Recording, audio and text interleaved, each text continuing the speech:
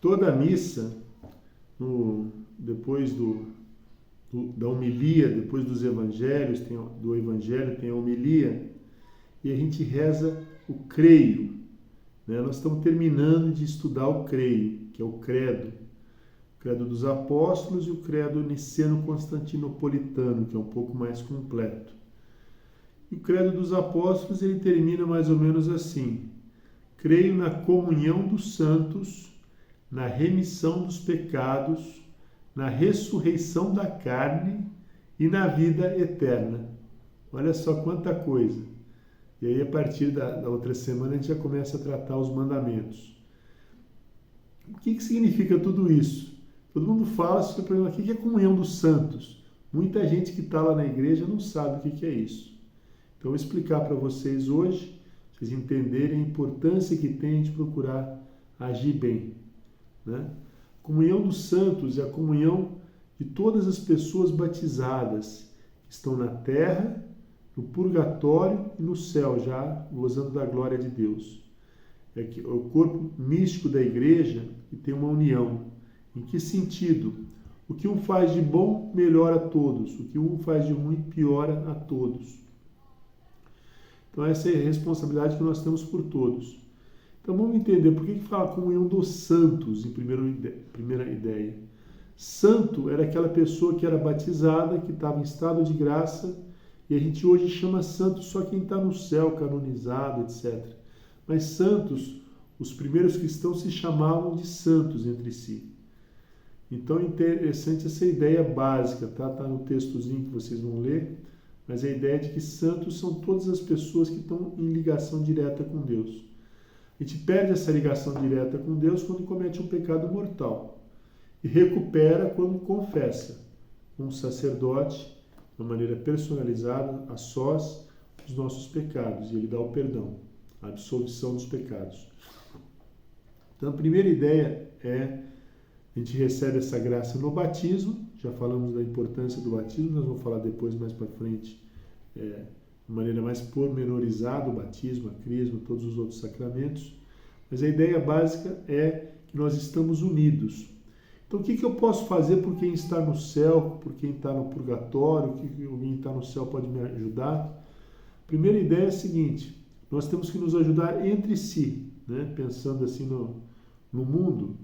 Quer dizer, temos muitas pessoas ao nosso lado que não conhecem a fé, que não têm cultura, que não têm, às vezes, parte material.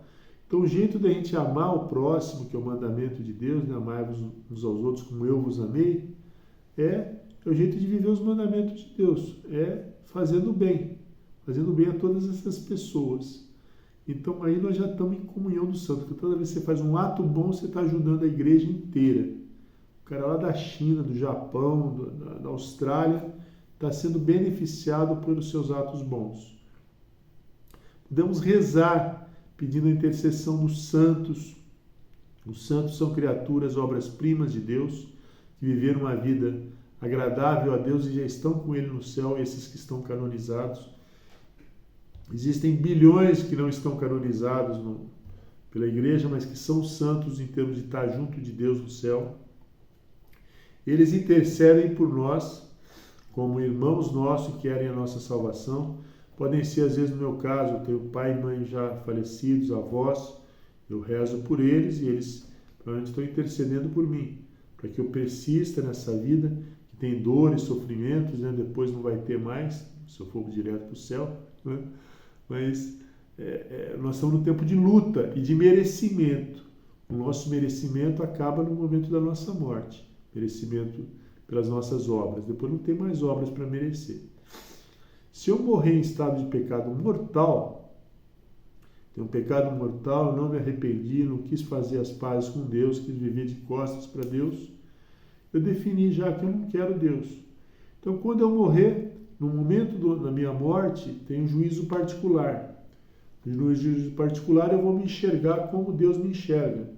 Eu vou ver que eu morri em pecado mortal, que eu mereço, eu escolhi ficar para sempre afastado de Deus. Esse é o inferno. O inferno tem uma pena física, vamos dizer assim, né? Que não é física, porque lá não tem, lá a gente é espírito só. Mas a pena pior é a pena de você estar afastado de Deus para sempre, por escolha própria. Não é um arrependimento que você tem no inferno, é um remorso, né? É um ódio. Por que Deus me criou? Por que é uma solidão, porque não tem consolo, né? É uma ausência total de bem, uma coisa terrível. Muitas pessoas acham que é bobagem, que é a história da igreja, mas existem várias citações de que existe o inferno. Nas Sagradas Escrituras, o próprio Cristo falou várias vezes. Então, o inferno é para a gente querer o céu, não é para a gente ficar pensando em não ir para o inferno. É querer ir para o céu, ir para Deus. Deus é bom, Deus é Pai, Deus nos criou. E o que precisa para ir para o céu? Procurar estar em estado de graça, procurar fazer bem as coisas, procurar ir melhorando na vida. A gente vai cair, vai levantar 1 milhão de vezes. Enquanto a gente está vivo, a gente tem a esperança de que Deus está nos ajudando, com a misericórdia dele. Tudo que você faz de errado tem perdão, né? Isso vai até o momento da nossa morte. Pode ser com 10 anos, com 20 anos, com 50 anos, com 100. A gente tem certeza que o nosso corpo vai acabar um dia. Seja por doença, seja por acidente, seja por velhice. A gente vai ter um dia que a gente vai encontrar, vai entregar nossa alma, né? Nossa alma vai se separar do corpo. Isso que é a morte. Às vezes o corpo para o coração e fala, morreu, mas aí recupera. A alma não tinha separado do corpo. Na hora que começa a ter o rigor, mortes, né? O corpo começa a endurecer, o sangue endurece, depois liquefaz de novo e tal, aquele corpo realmente está morto. Aí a alma separou. E no momento que separa, já tem esse juízo. Suponha que eu morri em pecado mortal, vou para o inferno. Suponha que eu confessei, fiz coisas erradas, tentei consertar as coisas erradas que eu fiz, ainda tem coisas pendentes. Suponha, só para dar um exemplo, suponha que eu, falei uma calúnia de alguém, fiz uma mentira, um pecado grave, me arrependi, pedi desculpa para a pessoa, confessei, só que o estrago que eu fiz, que espalhou essa calúnia para um monte de gente, é meio impossível de reparar. Né? Eu posso fazer um monte de coisa, depende da misericórdia de Deus, é lógico, mas eu vou pagar essa pena, vou querer me purificar, vou querer me limpar, vamos dizer, para encontrar Deus em ordem. Aí tem um lugar que chama purgatório. Não é um lugar, né? Não é um lugar, não é um tempo, é um estado de alma que a gente está, vamos dizer, sofrendo coisas, né, muito piores do que as que a gente sofre nesse mundo, para chegar a Deus limpo, né? Limpo assim, perfeito. Vou participar da festa com uma roupa limpa, com um traje perfeito, né? Jesus dá esse exemplo no Evangelho. Então a ideia qual que é? É você procurar fazer atos de desagravo, procurar consertar as coisas que você fez de errado, muita paz. Usar das indulgências. Indulgências são ocasiões especiais onde você tem uma graça especial para livrar as suas penas do purgatório. Tem indulgência parcial e indulgência plenária. Rezar o terço em família, por exemplo, a gente consegue uma indulgência plenária.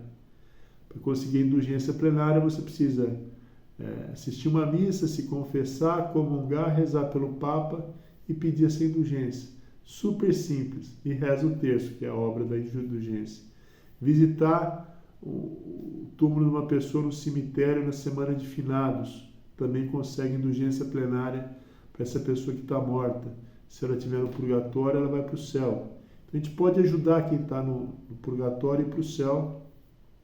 Quem está no purgatório, depois que vai para o céu, vai nos ajudar do céu. E a gente pode pedir ajuda de quem está no céu para a nossa luta aqui na Terra. Tá? Essa é a ideia da comunhão dos santos. O juízo, eu falei do juízo inicial, né, do juízo particular, quando a gente morre. Vai ter um juízo final no fim dos tempos. Quando que é isso? Pode ser amanhã, pode ser daqui a 1 milhão de anos. Né? Não vamos especular com isso. Mas Deus revelou para a gente que vai ter um fim, esse mundo.